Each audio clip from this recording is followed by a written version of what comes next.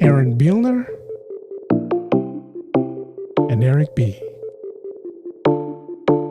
And you're listening to the Diary of a Little Man's Podcast. All right, another episode of the podcast. We're going to go straight into it. This is part 2 of what we talked about last week. You can see we're dressed a little, Aaron has his nice prom coat and his... Is that a fluffy shirt? Is that a fluffy shirt? Or is that it's the ones that's got the flutes, the pleats or the pleats on it. And I wanted, I told you I'm looking for my tie and vest. I can't find the things. Maybe I left them at Chippendales when I was dancing last. Wow. That's a joke. I haven't danced at, they'd pay me to get off the stage. Anyway, no, I'm surprised it fits. This is actually, God, I don't even know how old this thing is. Wow. I mean, it's out of style. Tuxes change a little bit, yeah. what have you. So, I mean, if I came out now in this number, they'd be like, oh, my God, that's so 90s. What is wrong with you? It's called vintage, Aaron. It's vintage. Yeah, is that it? It's vintage. Is that what we do? Is that what we call stuff now when we don't want to throw it away? It's either classic or vintage. So I don't know the difference between the two. They sound old to me, but I don't know the difference. That seems like a great way to cover up the idea of not wanting to pay for something, buy a newer version. Yeah. Oh, I got a vintage one. I got a vintage. Yeah, okay. Exactly. That's hilarious. Let's go ahead and get this started. I am Eric B. Hi, I'm Aaron Beelner. And this is the Diary of the Little Man's Podcast. And we are starting from what we left off yesterday. We're going to talk about prom. You see me in my little prom shirt. Yeah. It's a t-shirt. Let's go to the prom, Eric. Let's go to the prom. Aaron, go ahead and share your story. Then we'll share mine and we'll go from there. Awesome. So for me in that time, okay, we'll put some years out there. I would have been 91 and 92. So 91 junior year, 92 senior year. And in 90, so I'm older than you. Wow, I didn't realize that. Okay. Oh wow, it's the gray hair, isn't it? That I shaved down. I should have colored again. I trimmed right before we did this, and I need to recolor, obviously. And you always got to lie about how old you are on camera. Yes, and so that being said, I 91, 92, and the junior year. This is quite a story, and I'm not going to name any names because I don't want anybody to feel alienated. But I had met. And we can talk about this later. I had met this older woman, actually, through LPA. LPA is a organization. LPA stands for Little People of America. Okay. It's a national organization started by Billy Barty. Let's talk about LPA at the end of the show. Okay. So met this woman through one of the conventions. They have a national conference or international, because there are people from outside the U.S. that attend. They're always in the U.S., but I met her at a national conference. It would have been 4 years before that. She was, at the conference. I said hi. We talked a little bit, and not much of that. Okay, that was it. We talked back and forth. And junior year, going to the prom, and I'm thinking, I don't have a date. And it's a small class of 30-some students, as I told you in the previous episode. I don't want to stand out already more than I already do. So how am I date? And I didn't have the courage to ask any of the girls there, at the school. I did do that once later. I'll tell you about that dating fiasco. But so I talked to this person I'd met, and she agreed. She was living in Hialeah, Florida at the time. Wow. Now she flies from Hialeah, Florida to Sioux City, Iowa, and goes to a prom with this kid in a town of 1,100 with 30-some, in each class. So at best at that whole event with the chaperones and everything, there might have been 150 people at best. That's two, junior, senior dates, everybody involved. It was in our cafeteria. We always had dances in our little cafeteria at the school. Yeah. And then I heard this term once years ago on Ray Romano used it on Everybody Loves Raymond, the cafegimatorium. where it's everything in one because you can't afford to have separate items. So we had our cafeteria was our dance hall where we ate. The gymnasium had a theater, the old proscenium design on the one side that, you showed your productions in and didn't have any of the capabilities to use the proscenium for what it's really intended for. Exactly. Anyway, so go to this dance, and she had flown in like on a Friday, I believe, and a Saturday was the dance. And we were, hitting it off and having a good time and what have you before the dance. And then I don't know what happened. The mood changed. I don't know if she just felt super uncomfortable or something wasn't cool. Something wasn't cool. And so, and again, I'm not trying to read into it. And that was how many years ago? Yeeks, that was 30 years ago, at least 31 years ago. And so I made the best of it. It was fun. It was cool, but I was happy to have a date, quote unquote date. So that was junior year. And then I don't know if they did this for you, for your proms. They would have a chaperoned after prom party. Oh, wow. With the intention of not letting the kids do anything ridiculous, whether it consume alcoholic beverages when they're minors or do lewd and crazy things that teenagers may do. They try to it was kind of like having Big Brother there, and they wanted to kind of keep. So we would go to the bowling alley after that. We were supposed to, for a after prom party that would last till like 4 or 5 in the morning with chaperones, with non-alcoholic beverages, of course, and what have you. There's what have you. And so it was, I didn't go that junior year to the after prom because she was wanting no part of that. When I say she was a little bit older, I was 17, she was 29. Oh, wow. So, I'm revealing a lot. Wow, I'm putting my soul out there, Eric. But it was, she was very sweet. I was flattered and enamored. She came all that way. And, for the most part, it was pretty cool. I don't know what happened, during the dance or whatever. So the night kind of ended, dance is over. I took her back. She was staying in a hotel near where my home was, my parents' home. And I took her to the hotel room, and it kind of just hi, goodbye. And that was it. And then she flew out the next day. And so that was junior year. And we can get into senior year. The second prom was pretty crazy, but I remember, oh no, I want to wait. You tell me about your prom and I'll tell you the senior prom. The senior prom is where the tux went awry. Went way awry. I have a tale of two cities in my prom. I grew up in San Francisco, and this is where I went to high school in San Francisco, but I have a lot of friends in Daly City, which is a suburb of San Francisco, just 10, 15 minutes south of San Francisco.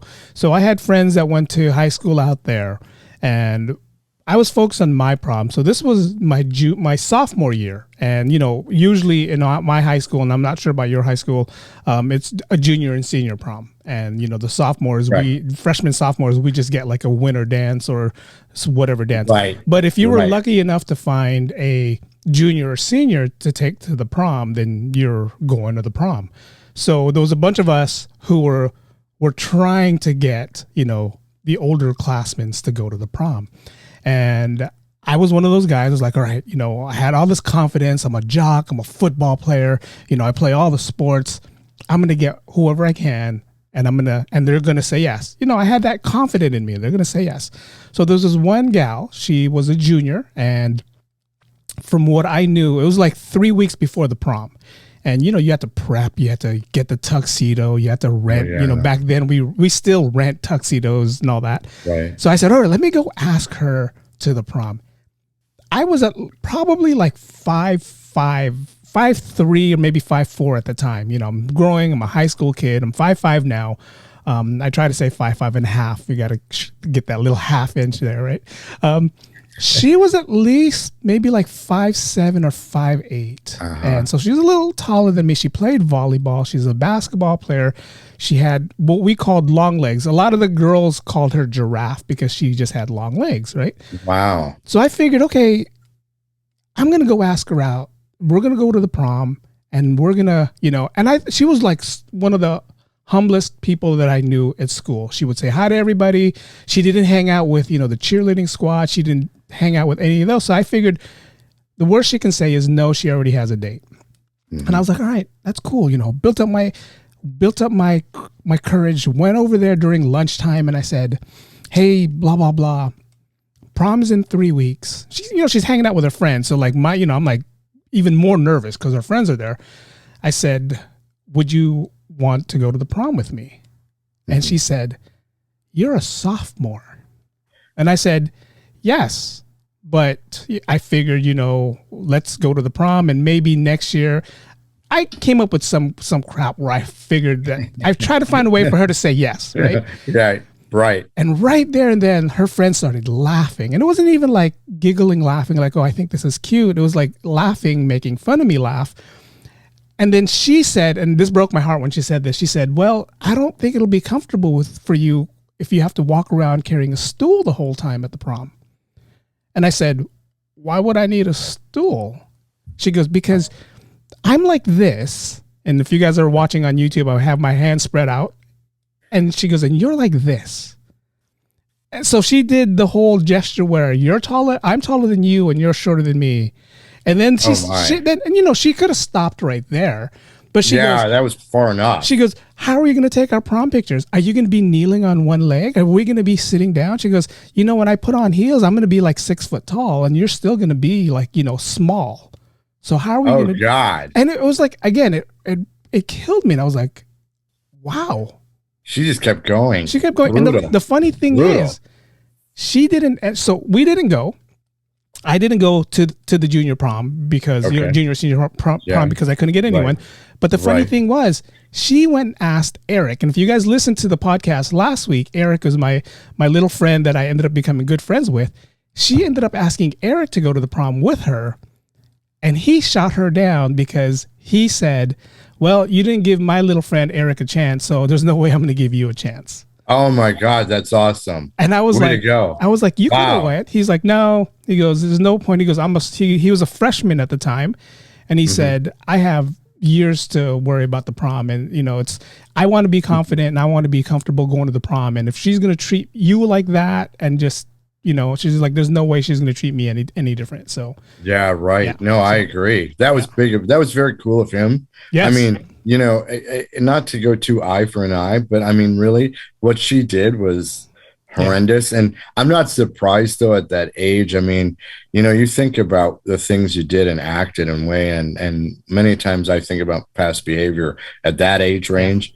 I mean, I cringe and I'm embarrassed of how I may have acted at points, and also, hope that people totally forgot and forgive. Yeah. And, but to do that, I mean, really, it's how insensitive, how ridiculous. And the funny thing is, like, this is what I noticed, like, for the years that I went to school, I never would have thought that she was that type of person.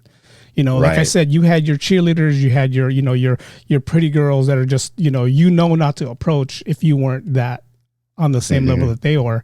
She was on, I would say, the level that I was in till she started, with that little mantra. And the funny thing was, she ended up not going to the prom, and then senior year, when it was her senior prom, she ended up getting stood up at the prom. So it was one of those things. Oh my! Well, what goes around comes around. Yeah, we told her, it's like, see, this is what happened. It's like, karma is yeah.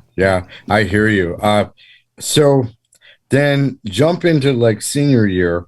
And I know, I mean, the connection to that person from the junior year there was no need to repeat that. Yeah. And so we had each gone our separate ways in thought process and what have you.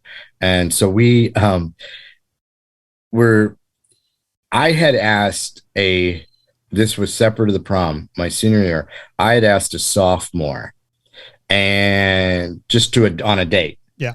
And she said yes. And then she was being teased and razzed for agreeing to go out with me, to the scale of, there was a 90s song.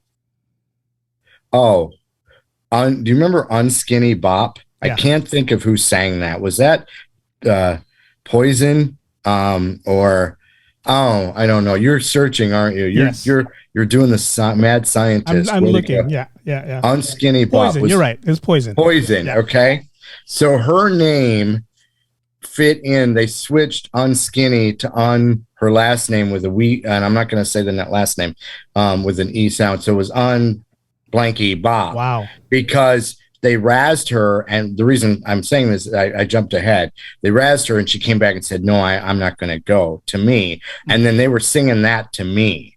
So, wow, like friends and stuff who thought they were really cool were giving me a hard time and singing on Blanky Bop as if, okay, that, doesn't happen. And the reason I'm mentioning that is after that event, I was like, I'm not asking anybody in my school. Man, I'm sorry. Again.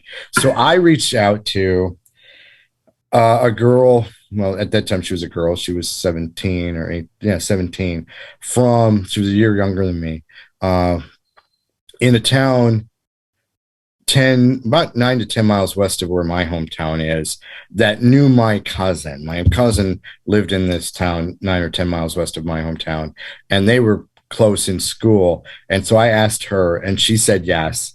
And it was cool. She was so sweet. And so we actually had a lot of fun, and, and it was harmless. It wasn't, I knew it was just purely platonic. Yeah. And, that we were just going to go out and have a good time. And she was very sweet. And we ended up we ate dinner. There was when you're talking a town of 1,100, your restaurant choices aren't phenomenal, but there was this little steak or like supper club, if you want to use that phrase for what it was, in my hometown. And we ate there, and then went to the prom, and then actually did go again same year. They have the after prom party, which is the adults' way of keeping the kids out of trouble. And so there, and you would bowl.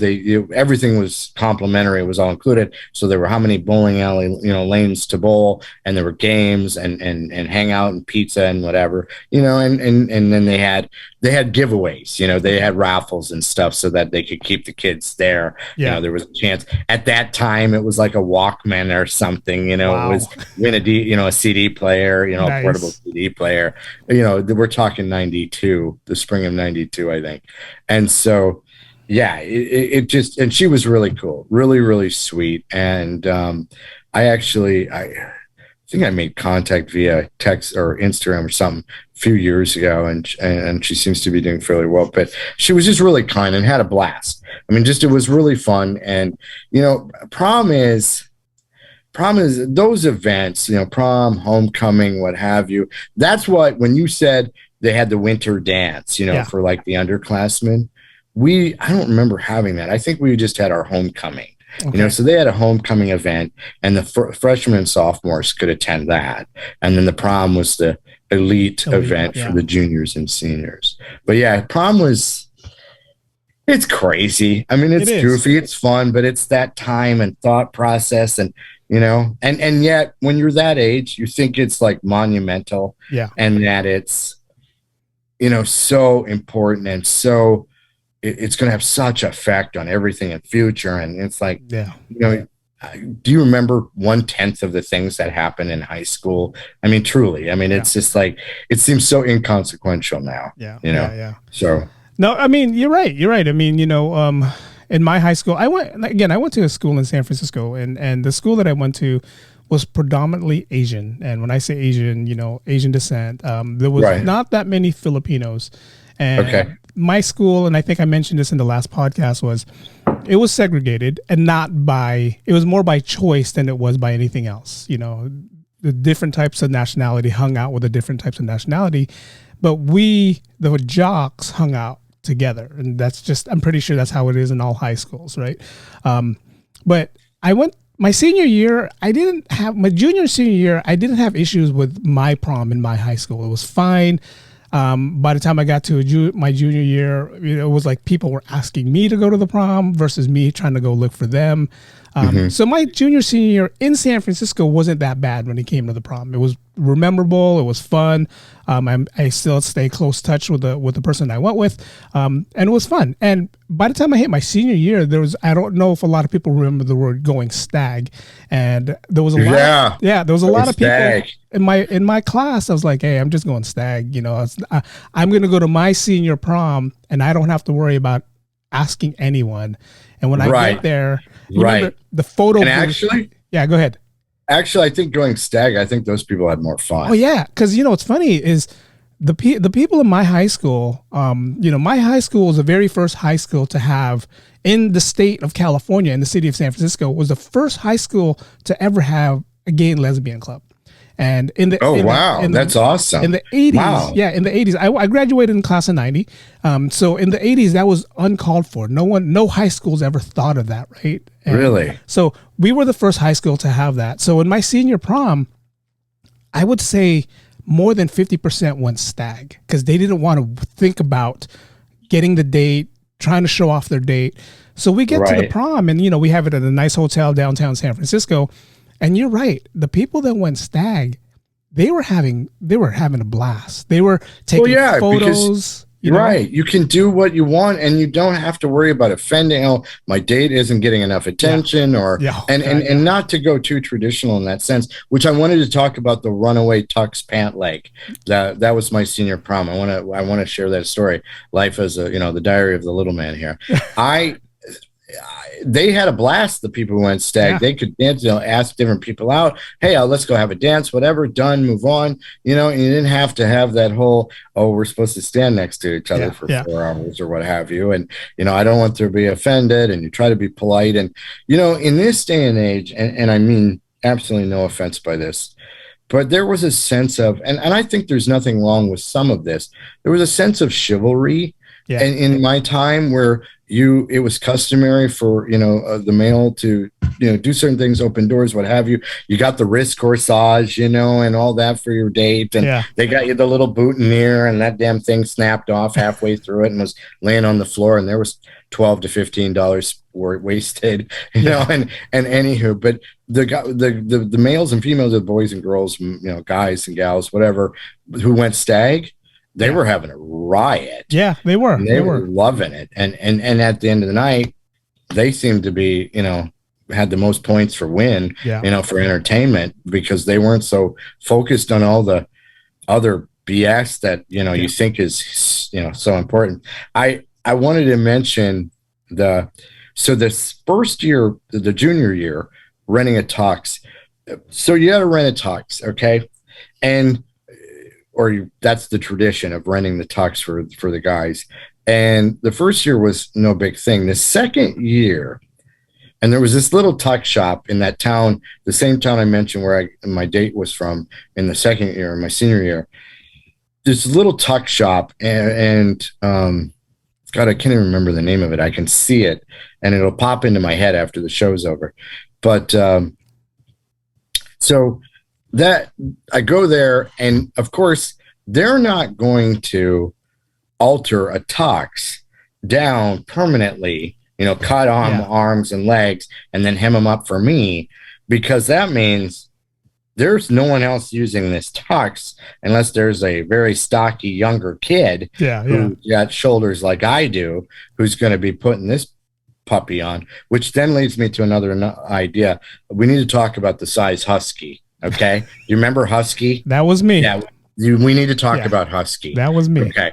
We're going to talk about that. We're going to really hit this whole fashion thing with prom and everything else today. So in senior year, they had taken what looked like, because I looked inside, like really thin fishing line. It was clear. Yeah. And they had rolled up the arms of this coat, not this particular coat. I own this. But anyway, they had rolled up the arms, and they had rolled up the pant legs, and then stitched them, kind of sutured them, if you will, just little loops throughout the, keep. And then, so at one point, about halfway through the night, all of a sudden it feels like something's crawling up my leg on my one pant leg. Oh, man. And I'm looking down, and I'm like, what the hell? These legs are getting longer. The pants are getting longer. How, I was like, God, did I take something I don't know about? Was I slipped a Mickey? I mean, what's going on here? Is this Alice in Wonderland? Why is my pant leg getting longer? Well, that suture, or I sound like a surgeon, that suture had ripped out, or that hem had ripped out, and the thing was unraveling. So there are pictures somewhere in the bowels of that school or something. I don't know.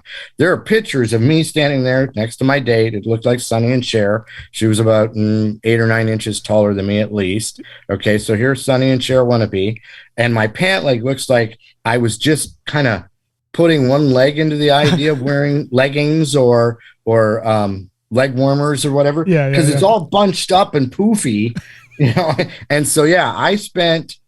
And I just kept going with it. I would every so once in a while roll it up and cuff it and do it again, because over time it just kept coming back to back. And I'm, I can't pull these pants off. What else can you do? Yeah, exactly. And so, it was crazy. So while my ego was shrinking that night, my pants were gone, and not in ways that people will take out of context. So my pant leg was growing. And so, that was my tux story for the senior prom. That was pretty crazy. I got a funny story to share that relates with that. My cousin, who he reminded me when I told him we were going to talk about this podcast, my cousin, who's one of the guys that I grew up with in Daly City, he did the almost exact same thing you did, but he didn't do it he didn't go to the tux shop. So someone asked him last minute to go to the prom, like, hey, can you go with the prom with me tomorrow? Right. And he's not going to go and spend, whatever the price was back then to go to the tux place. And remember, it usually takes about a week for them to hem your stuff. And if they want it 24 hours, you pay a little bit more. Right. So his dad, my uncle, was part of the Knights of Columbus, and they would do these things. The KCs. Yeah. And then he had a tux in the closet. So he asked, hey, Dad, can I borrow your tux? And of course, my uncle was a lot bigger than my cousin at the time. So he's like, you're going to have to figure out how to hem it yourself. The jacket fit perfectly. It was the pants that didn't fit. So my cousin, not being the seamstress that he is, or none of us being the seamstress that he is, he decided, I'm going to take some staples and I'm going to staple. And he figured it's going to be dark. No one's going to see the staples. I'll be fine. Right. So he staples them enough to wear, and back then, and I'm sure you remember, some people, they didn't want their pant legs straight. They wanted that little taper. Remember the tapering? Yeah, exactly. Back what it was. To the point of when people used to tuck and cuff. Yes, and roll them into their socks. Exactly. Yeah. So he stapled them to where it was tapered, and everything was perfect till about an hour into the prom, when, like he started to notice that bottom taper started opening up just a little bit. And then next thing you know, if one staple opens up, then another. And that was just one leg. So he's here trying to enjoy the prom, but at the same time trying to make sure that the thing doesn't open up. And he's asking, he's at another hotel, and he's asking, does anybody here have a staple?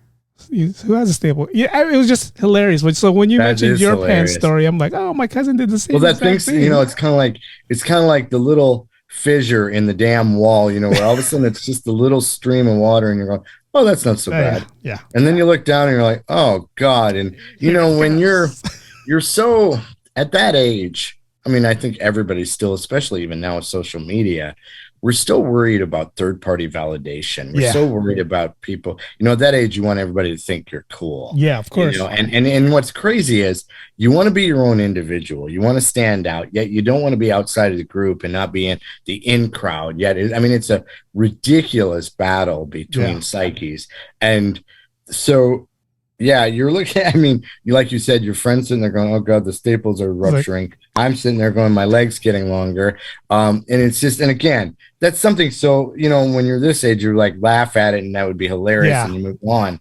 At that age, you take it as a sign of, towards your personality, or a sign of, your character, or, that, oh my God, they're going to think I'm so stupid and dorky and whatever. And so, that's hilarious. I was going to ask you, your friend Eric, who's a little person, do you remember the tux idea, the whole idea, the whole thing of renting a tux? And see, back in that time, I think we could rent a tux for $49 for the night, which at that time was a lot of money for us. Geez, $50 to rent a tux. This must, this better be worth it, And so, and now $50 to rent anything, that's usually by the hour.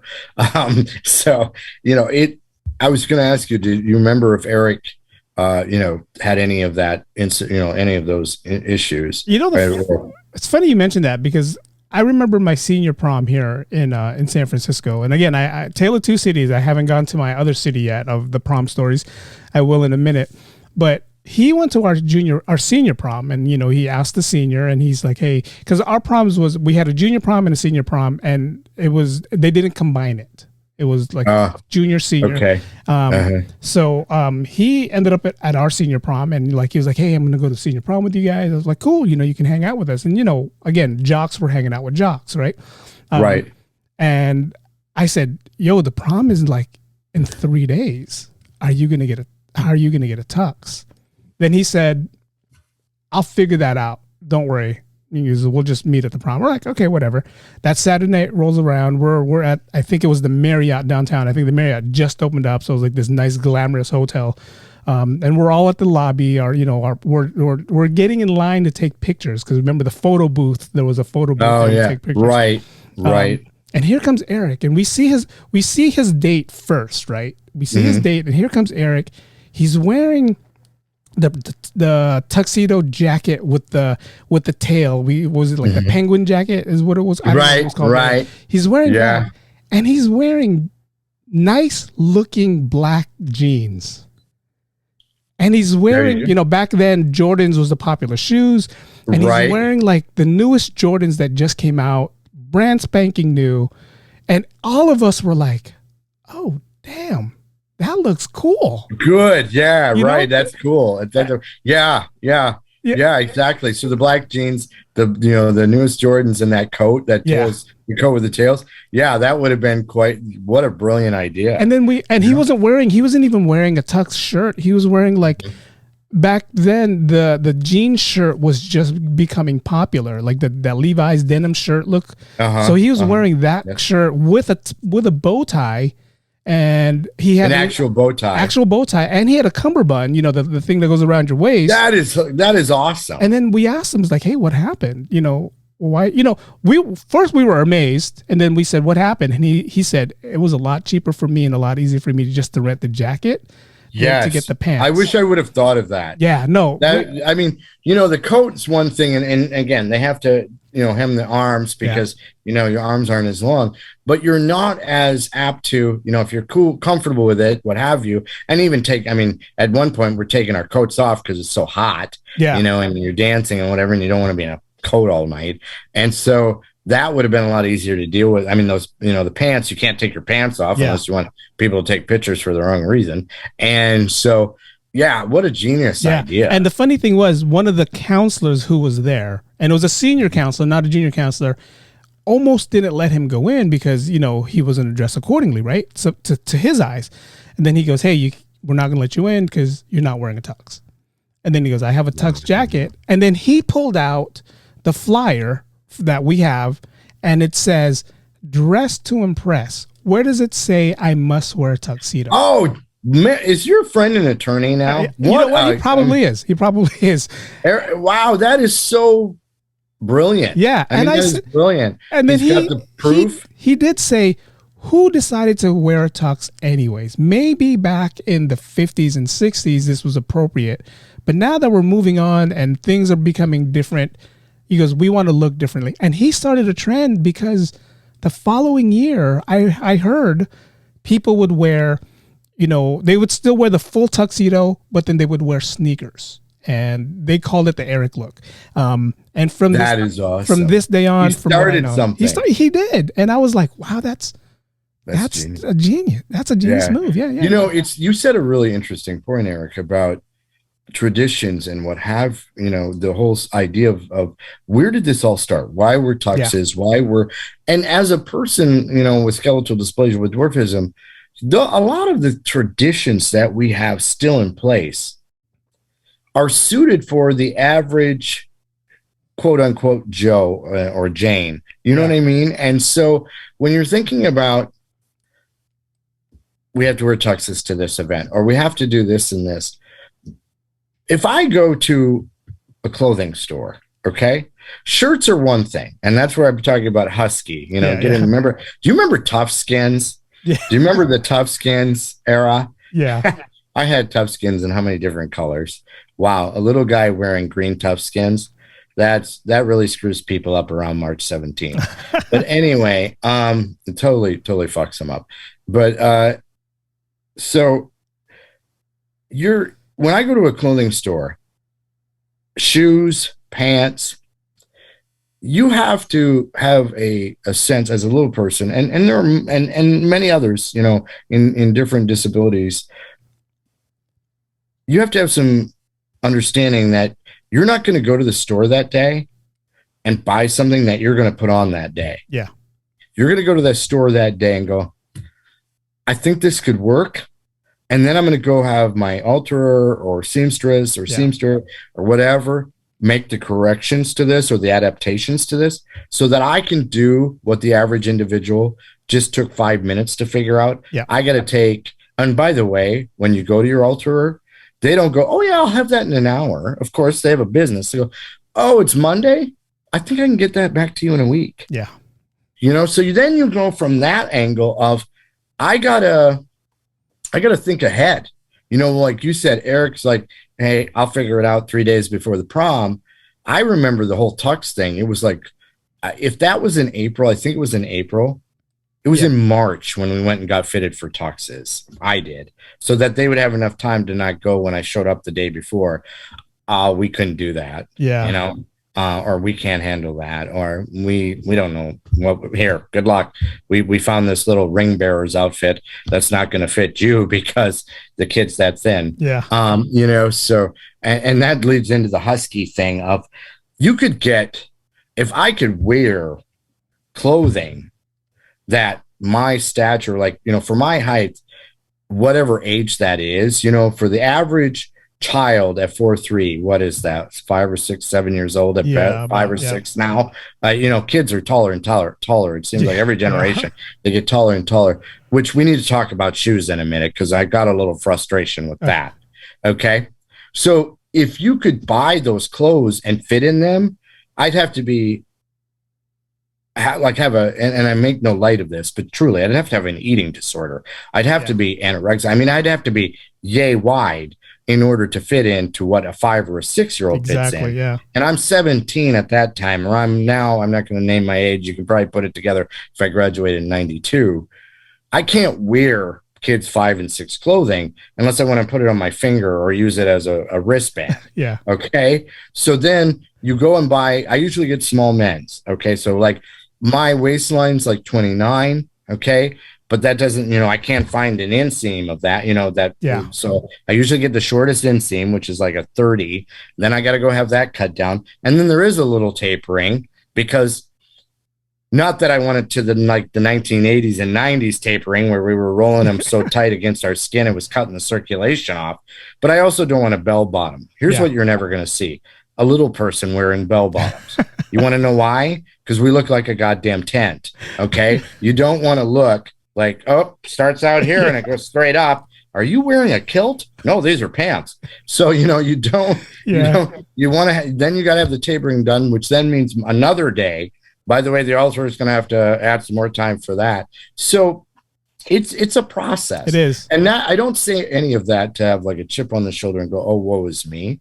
But it does require thinking ahead. Yeah. When you are not the average individual and you can't just run into a store, run into this or grab that and it fits you. Now on the other end, I've mentioned like Kevin Nash, who's 6'10". Yeah. He doesn't run in and go, hey, they don't have my size. They never have my size. Yeah. I got to figure this out. I got to go to the big and tall and taller and bigger and bigger and taller store. Yeah. Yeah. And so it is something to be said for to have that empathy to go, hey, there for every 100 of people that are able to just snap right into it, there's those small percentage who, got to adjust and adapt. And I mean, I'm one of them. Like I said, I'm 5'5", and you're right. I can't just go into a store and my waist is a little bit bigger than yours. I wear 34. On a good day, sometimes I got to go to a 36, depending on where I'm buying my pants from. And the shortest inseam is a 30, and I don't fit a 30. I'm more like a 28, 29. So now I got exactly what you just said. Now I got to spend like $40 on these pants. I got to go to the tailor. I got to have her cut it the way I want it. Now I'm spending another $20 because she's right. $10 That's the other thing. Yeah. So that's exactly, I'm glad you said that. Yeah. That's huge, because you're not just buying, that item. You've got to pay it in addition to make that item work like it would work for everybody else, just trying it off the rack. Yeah. And for you, and then I'm not trying to patronize or underscore, some of those you might be able to cuff. Some of those, roll whatever, but I can't cuff 30 inches to 17. Yeah. I think my inseam is like 17 and a half inches. Yeah. Okay. So you can't cuff 30 inches to 17 unless you want, it looks like a flotation device wrapped around your foot, each, or each ankle. So you're right. It's something. And right now I wear joggers, and to me, I'll wear joggers, and the only reason why I wear joggers, they make joggers to where it looks professional, or sometimes it looks casual, and the only reason why is because I can buy large, medium, or large or extra large, and I don't have to worry about the length anymore because they're joggers. And right, I hope jogger style doesn't ever go away, because that's all I'm going to be wearing for now on. Well, it's funny. I've got to credit my dad about that, actually, my father about that, because he was. If my sister and brother are listening to this, they're probably choking right now in laughter and guffawing, if you will. My dad didn't give a rip about fashion, and he was always of the attitude, it fits, it's comfortable, I'm wearing it. And I don't give a rhymes with duck what other people think. I don't care what they think about what I wear. And he was very true to that. And there comes a point, don't get me wrong, I'm not going to wear a burlap sack. Yeah. But I also, fashion is actually like the least of the top 5 concerns when you go to get clothing. Fashion is down the road, except for, and I think we should literally step into this. Bad pun. Shoes. Okay. Yes. I have a horrible time with shoes.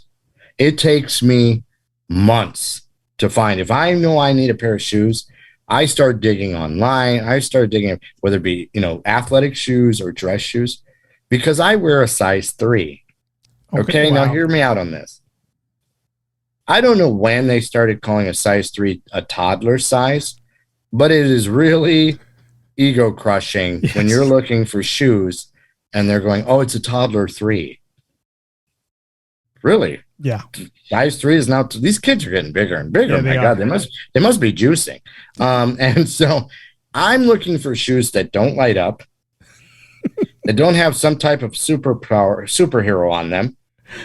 Oh, and Velcro. I don't want Velcro on my dress shoes. No offense to those who love a good Velcro shoe, but that, and actually that's in my stand-up. I have them somewhere in my closet. I have a pair of Spider-Man Velcro shoes, size 3, that I wear on stage, walk around with, and as soon as you start moving, they light up. Nice. And and so how do you find a dress shoe when you're 4 feet and 3 inches tall that doesn't look like Teddy Ruxpin, or have this cute little Woody the doll from Toy Story on it? Yeah. And you're like, I have a business meeting. I do not want Velcro on my dress shoes. Yeah. I just don't. And you don't want them squeaking either, right? Yes, you don't want them squeaking and making these funny little sounds. And here's the thing. Most guys my age got leather shoes. I got faux leather because they're size 3. Yeah. So they're a kid shoe that's easy to wipe off and clean up. Yet they look like a kid shoe that's easy to wipe off and clean up. And so and again, I say all this in with good spirit. If that's the least of my concerns, I don't really have a lot of issues in this world. But it is, that does get to be annoying at times. Oh yeah. I just want a pair of dress shoes. And I'm glad you share that, because those are things that we, average size don't think about, right? It's like we don't think about what you have to go through buying shoes, what you have to go through buying pants. We don't think about that. And I'm glad you're sharing that, because you're opening up to all of us who don't understand or don't know what you have to go through on a daily. I'm going to go one step further, and I'm not going to name the brand name, but they have Air, the blank Air shoes. And I like the Air shoes because that insert actually, to me, maybe it's placebo effect. It feels like it's better on my knees. My knees don't take a beating with those. Yeah. But they don't put those in size 3 sometimes. Yeah. They cut off at 3.5. And so then you have to wear a 3.5 if you want that, but then you're tripping over the toes of your shoes because they're too long, and it feels like you're wearing skis and you're either on the water or on the snow. And so, yeah, that's another challenge where you want. One time I found a pair of Rockports. I'll give Rockport this. I found a pair of Rockport shoes, walking shoes in size 3. Wow. And they were awesome. And I was like, you don't think about it at the time. You should be like, oh, I'll buy 3 or 4 pairs of these. Yeah, of course. That way these go, shoes wear out. I mean, we walk on our feet. We don't walk on our faces or our hands. Yeah. So you walk on your feet, you wear out the product that you're wearing on your feet faster than anything. Why not get a few pair? Didn't think of it at the time. And then they discontinue that. And they discontinue it because there's not enough of a demand, because most kids who have a size 3 foot aren't wearing a Rockport walking shoe. You know what I mean? And nothing against Rockport. That was awesome that I found those. My inept forethought to not buy a few pair. But yeah, that's another challenge where, just the average things, the average everyday simple tasks, where you have to go, all right, I can't just walk in the store and get this, or I can't just buy that, whatever. And for example, driving. Yeah. I can't step into a car and drive it off. I mean, if I try that, people are going to get killed. I mean, somebody's going to get run over because I'm going to have to be on the floorboard of that thing pressing pedals, and I won't see anything. And then all of a sudden 3 people die in a horrible accident where an LP went out of control, and you don't want that in the headlines. You just don't. And so I have pedal extensions, and then that's a process. I remember driver's ed. Oh God. I remember the first time I applied. Oh, now you're opening. See, it's the high school years, Eric. You started this. Let's keep going. Keep going. Go ahead and share with us. Yeah, keep going. Went to the DMV, this little town. I told you 10 miles west of my little town. Yeah. There's a DMV. And I remember walking in there, and I remember this person, she was tough. She was tough. I can't imagine working in that industry or working, there's certain service industries where you've probably got to be a Navy SEAL, because people can be absolutely relentless and idiotic and, drive you nuts. And I don't know how some people in the service industry don't start serious habits, whether it be cocaine or alcohol or whatever. I know exactly what you're talking about. Yeah. Because it's just like, oh, can people be this dumb? Yeah. And so I walk in, and I had taken, I think this is pretty much across the board. I took driver's ed. That was part of our schooling. Yeah. We had a driver's ed course back then, and you took it for a semester, and you had to drive with the driver ed instructor. But so they had to build pedals for the vehicle that was the driver's ed car for me to drive, but it had to be approved by the school district and county for legal reasons because of liability and lawsuits and blah. So, I mean, imagine the can of worms that this whole process is for this little guy. And I make this joke in my stand-up. I have my one-person show called Reaching for Anything. And in that stand-up, I talk about, in my small town, we have the census now going around. In the last few years, they've been doing the census. When the census came to my town, they were like, do you have diversity? And they're like, pointing in the corner, and I'm standing there, and we've got Aaron, and I'm waving because I was pretty much the diversity in that town. It was race, gender, of course, male and female, but race, there was only one race in that town. It was, like I said, very small, Luxembourg German descent. Okay. As a matter of fact, I found that out through Ancestry.com that my family came through, the most of the settlers in my hometown, Northwest Iowa, were German and Luxembourg, became farmers, came from Europe through England, through the Great Lakes, and settled in Northwest Iowa, blah, blah, blah. So back to the DMV. Boy, I'm on a tangent. I got to get more coffee, Eric. I need more coffee. So walk into the DMV, and this woman's looking at me that works there up and down. I mean, just wondering how this is all going to play out. Yeah.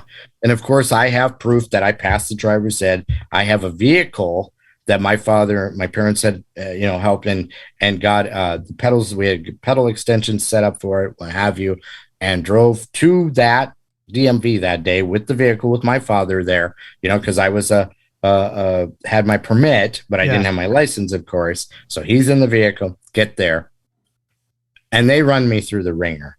Okay. Of course. They're grilling me. Now, while this is happening, and I'm not going to sound like an ageist, I'm not trying to make fun. I'm just telling you, while this is happening, there's an elderly woman, God bless her soul, trying to get her license renewed. There, the eye test was what she had to pass that. Okay. Which makes sense. Yeah. Okay. In order to drive a vehicle, you should be able to see what the hell you're running over before you hit it. Okay. So they had two tests. They have the letters or whatever. Okay. In the different rows, and they get smaller and smaller, of course. Yeah. Typical standard. And then at that DMV, I don't know if you remember there, if you had this, you looked into this box. Yeah. It was like a viewfinder picture thing. Yeah. And it's this palatial family, like June and Ward Cleaver at a picnic table. Yeah. Literally, that was what the picture was. It was like a sketch. And there was an apple that fell from this tree. Everything was black and white except for the apple, which was red, and it would fall left or right. It was a test for peripheral vision. Yeah. And if you thought you could screw it and go, oh, I'll just look left or right, the apple would disappear. You had to look straight forward, but you could see it out of the corners of your eye. She's taking that test.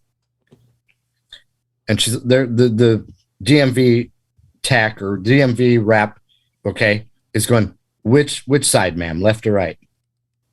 What apple? The apple that fell from the tree, left or right? I don't see an apple. There's an apple, ma'am. It's red. Everything that you're looking at is black and white, right? Yes. Is there a red apple? No. There's an apple, I promise you. Left or right? She guesses. Right. Nope. Left. All right. Let's go to the letters. All right. Yeah. This is no joke. She's standing there, and God rest her. God bless her soul. I wouldn't wish this on anybody. That's when you lose your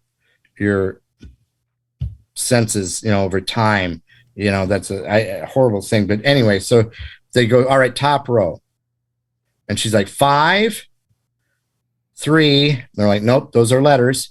S. Is that a B? They give her license. Yeah. Okay. At the end of the day, they renewed it. All right. Good for her. Probably not good for the people on sidewalks. They gave her license.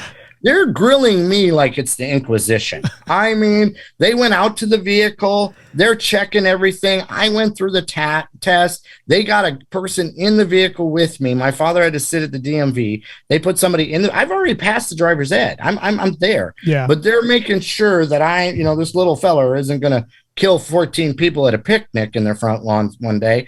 And I remember he was sitting there with his clipboard and everything, and I made one mistake in the whole thing. So I did pass. I remember this vividly.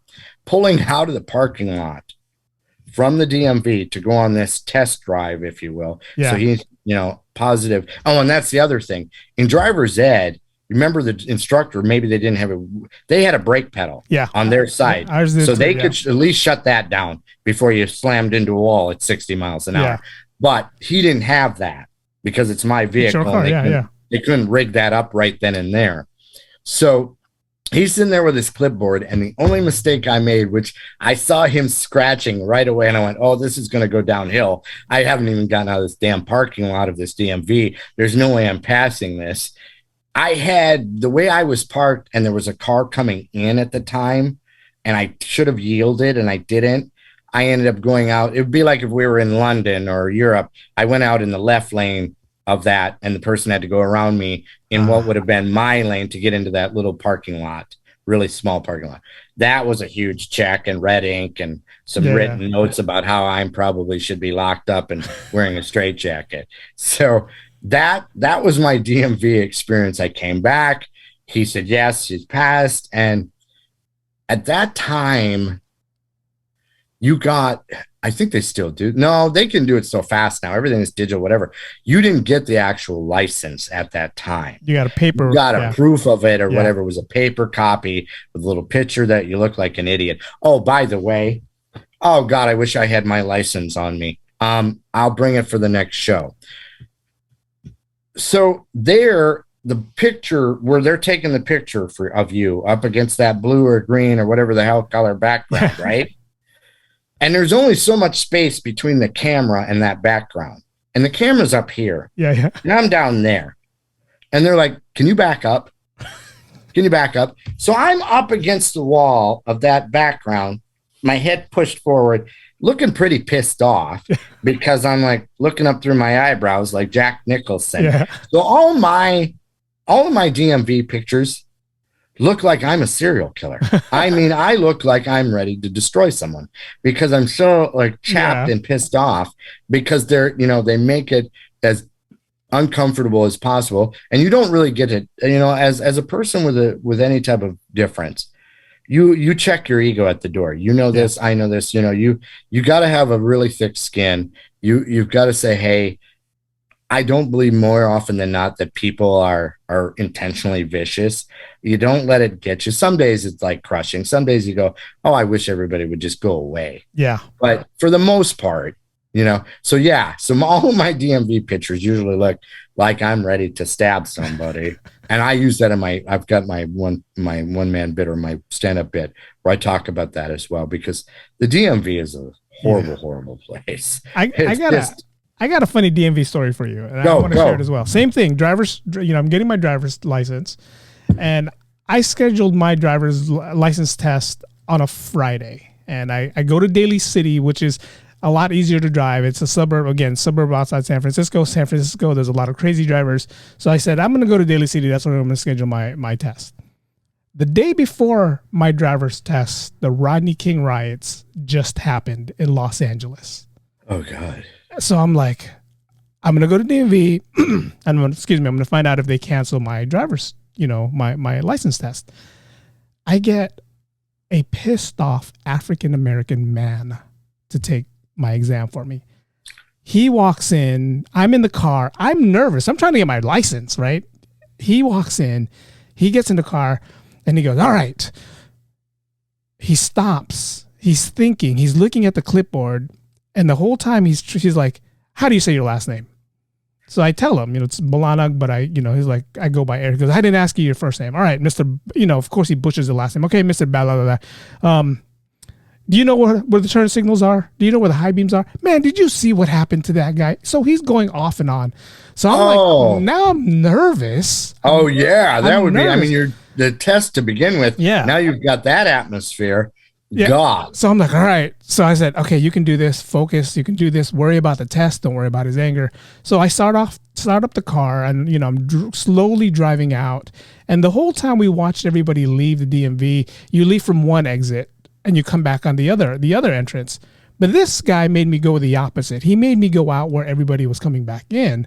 So in my mind, I'm like, oh crap, what the hell is he making me do? So he goes, okay, turn right and exit over here. So I turn right, and then he goes, make this the first left when you come out of DMV. So I make that first left. I go down a hill, and the whole time he's angry. He's angry. He's just pissed off. Then he goes, make a left into McDonald's. I go, into McDonald's? He goes, yes. Go make a left into McDonald's. So I make a left into McDonald's. He goes, go behind the drive-through guy. So I'm like, all right, this guy's going to make me, why am I going into the drive-through? Are you ordering food? Or so then he goes, I want a number 5, and I want a large Coke with that. Then I said, okay. So I sarcastically told him, it's $6. Then he takes his clipboard. He goes, how much is it? I was like, I got you. Me being a kid, luckily for him, I had money, because, kids, we don't care. You bought him McDonald's. So, oh my God. We get out of the line. We get out of the drive-thru. He's snacking on his food. He's snacking on his fries, and he's still pissed off about the Rodney King riots. He's upset. He's eating fries. He's sipping on his Coke. He goes, okay, let's go back to DMV. And then This took probably about 10, 15 minutes, the whole from beginning to end. And again, we go back where all the cars are coming in. He pulls to where the waiting line is. Then he goes, all right, I'm giving you a 96. That's passing. You're fine. Go take this paperwork inside and, congratulations. And I was like, why did I get a 96? Because in my head, I passed because I bought you food, and I did I was going to everything. say, you should have had 106. You just bought him lunch. He said, when you got the food from McDonald's, from the lady who was working her, she goes, when you got the food from the lady that was working her ass off, you didn't say thank you. I was like, you were probably too shell-shocked. Yeah, I was scared. I didn't know what to do. I don't know what's going on here. Well, I don't know what to thank you for, but first of all, I had $20 in my pocket, and 10 of that, and you probably understand where I'm coming from, 10 of that was going to go to gas because I needed to put gas in my car. Yes. Now I got to figure out, okay, do I want to eat or do I have to put the rest into gas? Because I do want to get home because, again, So anyways, that was my DMV story. I got my license. So yeah, we need to jump on top of that too, because you mentioned something there. And I mean, this is separate of what, our core subject matter is, but you said, I have a $20 bill. I remember in that day and age, mentally partitioning where that $20 bill was going to go all the time. All right, gas, food, and then, you already had to divide it up, where nowadays I think, and again, I'm not cracking on our younger generations, but I do think there's a sense of entitlement that is absolutely phenomenal compared to where it was 30, 40 years ago. And $20 bill. Yeah. I mean, they got like 8 of them in their pocket. Yeah.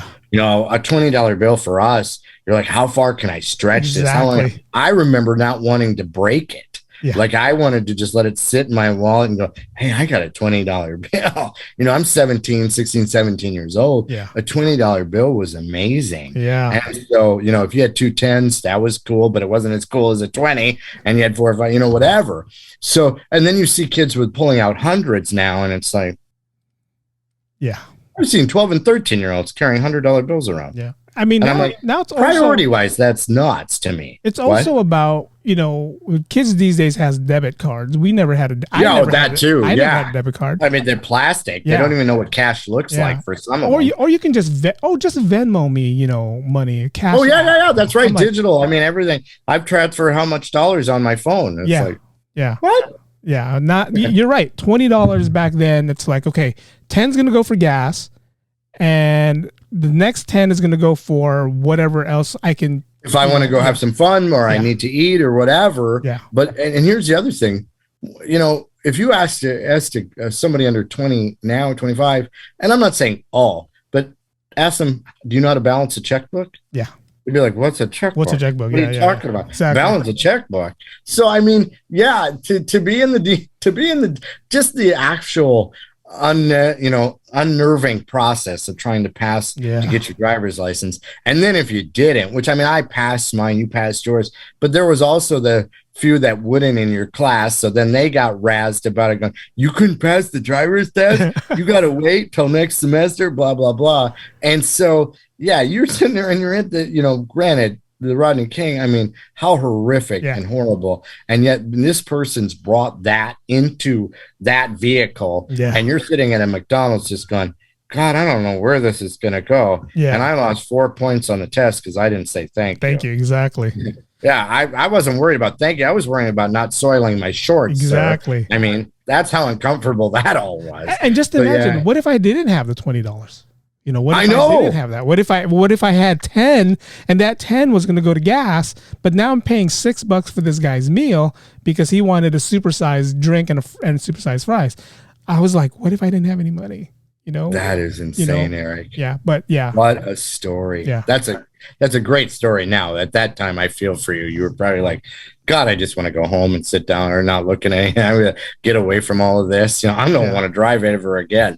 By association of that horrific event. And at the same time, he was asking me questions like, so what do you think? You think they were wrong for what they did? And I'm like, do I answer yes? Yes, right. Exactly. I just was really hoping to pass this test, sir. Yeah, exactly. I'm hoping not to run over an innocent child on the sidewalk. Exactly. I just want to pass this test. Yeah.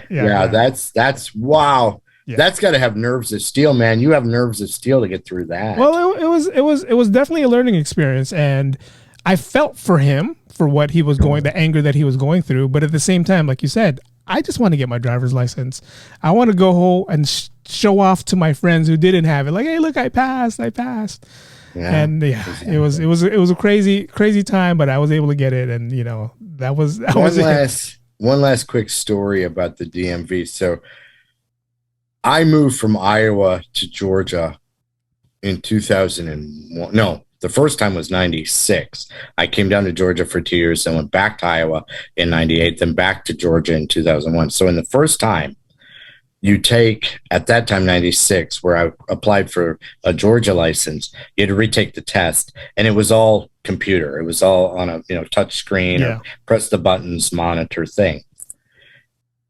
And not putting two and two together, just praying that I passed this test. I didn't study for it. I didn't know, are there, how aloof and obtuse of me. I was like, maybe there are different laws in Georgia that I don't know about. I hope I pass those or whatever. But I took unintentionally the motorcycle test. Oh man. Which I wasn't applying for. And I passed it, but then they're like, you took the wrong test.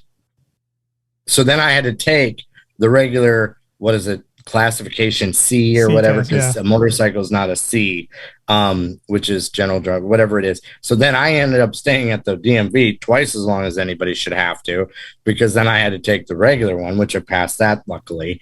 But yeah, the DMV for any person with any type of challenge, physical, what have you, it can be a bear. It can be nuts. I bet. So, but yeah, that's the prom to driving right there. Yeah. So, I mean, it's crazy. I think, in the next episode, I'd love to jump into, the adult after you become, you get past those times and college. I'd love to address some things about college, but I'd also love, once you have kids, what have you. I mean, as we're evolving into this, I mean, there are some interesting things I'd love to share and also, to entertain as well, because I'm of the attitude that, things can be soul crushing at times, but you have to have a sense of humor in this life. You do. You have to be able to laugh at yourself, because if you don't, you'll lose it. I mean, you'll lose it. And I always push for empathy. I'm not the most empathetic person at times. I will admit that, and the last to deny it. But I think that when you try to put yourself in someone else's shoes and you try to just imagine what life would be like if you were someone else, I think it opens your heart up for a sense of compassion that I wish was universal. I wish that more people had, Look out for the little guy. Look out for the big guy. Look out for the little woman. Look out for the big one. Look out for everything in some form.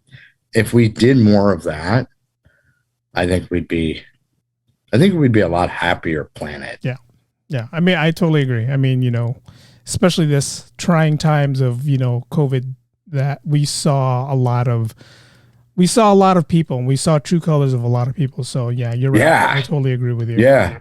I think we should address some of that as well. We can address that as we go. Yeah. But yeah, true colors. I think that'd be a great, you know what? Can we title that one for the next episode? True color. Yeah. Yeah. I love that. I think that would be fantastic, because it's alarming at times. It's frightening. It's great at times, but when you see a person's true colors in a good way, that's beneficial. Yeah. When you see, and you know what? I want to talk about true colors as far as relationships. And I'm not talking about like your significant other. I'm talking about people's impressions or derisions that they pour upon you when they see you in a relationship, or they assume that you are who you are, that you live under a bridge and that you only walk the yellow brick road, if you will. I think that true colors would be a great way to start next episode. We can definitely do that.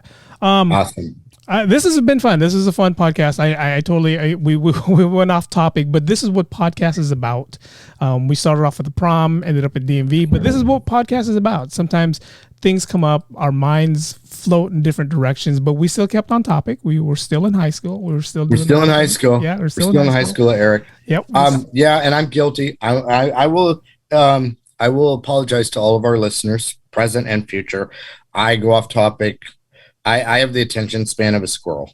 And so I will go off topic in less than a minute. And but no, thank you for keeping me on topic as much as feasible, knowing my scary mind. And it was an awesome show. It was. For you guys who are watching us on YouTube, don't forget to like, comment, subscribe on our YouTube page. You can find us on YouTube, the Diary of the Little Man's Podcast on YouTube. We also have an Instagram page, the Diary of the Little Man's Podcast on Instagram. Aaron shares that. I share that with everyone else as well. You can listen to the podcast on Anchor, Google Podcast, and Spotify for now. And I'm still working on trying to get us on everything else. But until then, if you guys have any questions, email us at the Little Man's Podcast, the Diary of the Little Man's Podcast at gmail.com. And until next week, we are good. Anything you want to add before we leave? We're going to show our true colors next week. True colors. All right, here we go. Try to do my whole tuxedo. Yeah, I love that. That's great. That little tie is awesome. I'm gonna have to figure out when am I gonna wear this again? Yeah, right. Oh God, you got to break that out later in the season of the show. I will. Absolutely. I will. There's gonna be a trivia question for you guys. I'm gonna put this shirt on and I'm gonna ask, what episode did I wear this shirt? That's great. Let's do it. We'll see if you guys know.